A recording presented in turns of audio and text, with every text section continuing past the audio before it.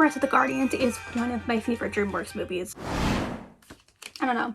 I'm still trying to figure that out. That cost me so much money.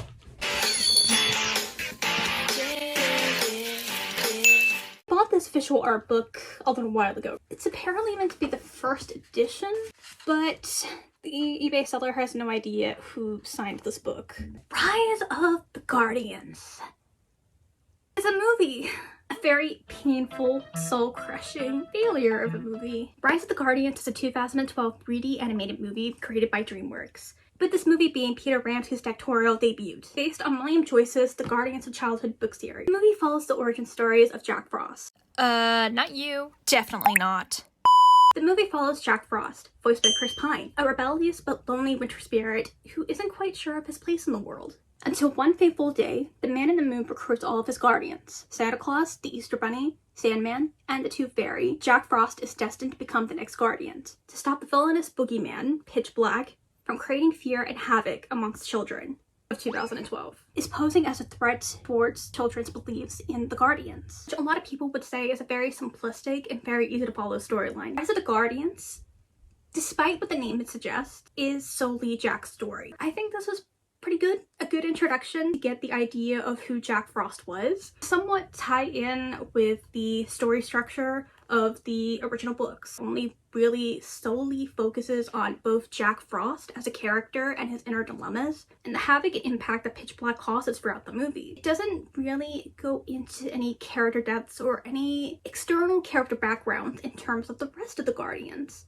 which is technically what the book series is for, with each respective book focusing solely on that particular character that it's themed around. The criticism that I've seen for this movie is focus on Pitch Black just does not make him quite scary. A lot of people have said that he is very bland and very generic for a villain. He doesn't really have much of a compelling backstory or motivation that drives him into doing what he does. I disagree. Much like the other Guardians, Pitch Black's backstory is mainly explained through the books. The probability of these backstories not being explained at all during the movies is possibly because I think it was very obvious that this movie was meant to be the beginnings of a potential franchise that unfortunately never came to be, because this movie didn't exactly succeed at the box office, at least in terms of how DreamWorks and animation would expect it to go. I genuinely am not afraid to admit that I think this movie is pretty close to being a masterpiece. The thing is that with Rise of the Guardian, story beat is very easy to follow. It follows Jack Frost, who is presumed to be a 17 or 18-year-old. His age has been confirmed both by Peter Ramsey and DreamWorks, not 14. Old enough to be a mentor towards the younger children, but also young enough to be able to relate, which is very interesting because initially, Jack Frost was a movie-exclusive character. He was not introduced in any of William Joyce's original books, which instead substitute as backstories for each of the other Guardians, centering around one particular Guardian, exploring the characterization and backstory. Now, the addition of Jack Frost being included in the book series didn't happen until 2018, 6 whole years after the movie released, and this was solely because of the popularity based on the character of Jack Frost that became very prevalent, especially on Tumblr, due to the immense popularity of a little fandom called Rise of the Brave Tangled Dragons, which helped recruited Jack Frost into Tumblr sexy man status. What a time it was to be alive! But oh no, this was not the end to Jack Frost's popularity on the internet.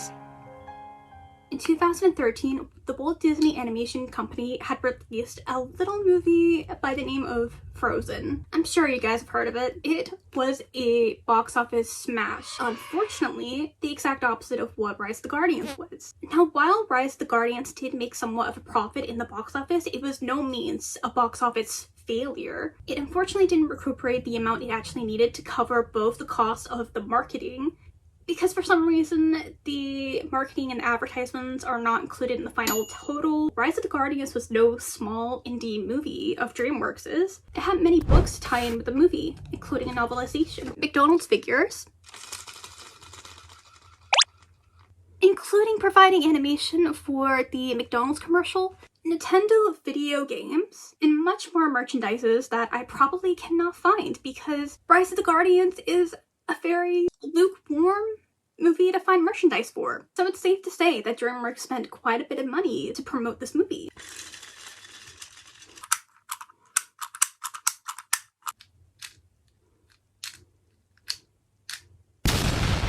know for a certainty that I remember seeing the trailer for it being in cinemas on Disney Channel, but that was it. And it just disappeared into my subconsciousness. Until a year later, it was after school, we went into town and we stopped by at Target. Rest in peace, Target. And we both go into the DVD section. My mom picks out Twilight Breaking Dawn Part 2, and I happen to look at Rise of the Guardian and Paranorman. But I don't remember if I remember seeing something on the internet about Jack Frost that made me want to get that movie, or if it was during watching this movie that made me search it up. I do not remember. Regardless, I credit this movie heavily for being the very first that made me want to go on the internet straight away, and now I am chronically online because of it. It was because of you. It was because of you. It was because of you. And I also feel like I have to give this movie credit for being one of the very first that actually kicked me in the guts multiple times. That opening scene. My name is Jack Frost. For some reason I was convinced that maybe that was his voice in the future when he was narrating it. It's fine. It's fine. It's fine. Plenty of teenage boys have their voices drop significantly at that age. Plus, it also makes sense considering the fact that Jack Frost is an immortal winter spirit. He has 300 years under his belt. He's not a typical 17-year-old. He's older than Edward Cullen. How old are you? 17. How long have you been 17? A while.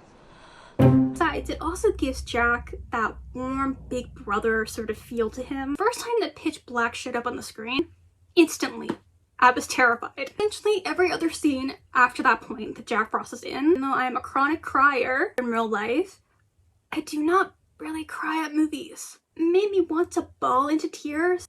That scene made me want to bawl like a baby.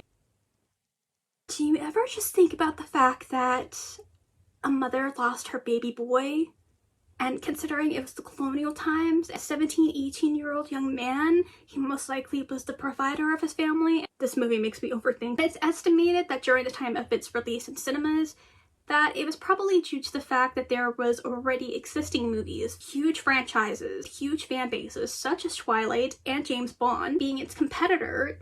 It didn't really stand much of a chance. However, it's estimated that the DVD sales did recuperate most of its money back, except for the fact that 300 to 400 people ended up getting let go, and a lot of projects actually got canceled because they relied heavily on this movie to make a lot of money, including a Rise of the Guardians 2, allegedly. For a long time after Rise of the Guardians was released, and by the time that Frozen came around, Jack Frost was basically Make Elsa fall in love with me. Kiss me. find me later. Elsa's boyfriend. Yet the music videos, the countless edits, incredible fan art. Fanfiction became so insanely gigantic on the internet that by the time that Frozen 2 was announced, people were creating petitions to get Jack Frost to appear. It's one of those things, including Rise of the Brave Tangled Dragons, where you have to be there to know what it was all about, to have experienced it. And for a long time, it was safe to assume that Jack Frost's everlasting legacy was going to forever be tied up with their rival company, Disney, and their favorite child, Frozen. Until the last couple of years, something has shifted on the internet. Or perhaps it's simply naturally due to the fact that people are revisiting their childhood movies. Rise of the Guardians came out almost 12 years ago. Anybody who was a child then is nearly an adult, or is already an adult now. So it qualifies for nostalgia. Even DreamWorks has been posting. In general, I've seen a lot of people in the last couple of years talking about the movie and how underappreciated it is, and how it's one of the few that actually deserve to become a franchise. So many possibilities to explore in terms of characterization, in terms of stories, in terms of new characters. You don't even have to have it based on the old characters. You can have their story end, dust, clear, with the first movie. You can introduce a new set of characters in the same universe, a spin-off. There are so many ways that this series could potentially go. Even William Joyce himself, the creator of the book series, pitching out an idea for a TV show that explores more of Jack's characterization. Further along he got to becoming a guardian. It's not just a simplistic children's movie that you just put on for the kids to distract them for an hour and a half. It genuinely is a good and compelling story with really good characters, including making possible parallels between the hero of the story and the villain. Bye! I don't know how things will turn out, but one thing's for sure, it's gonna rock.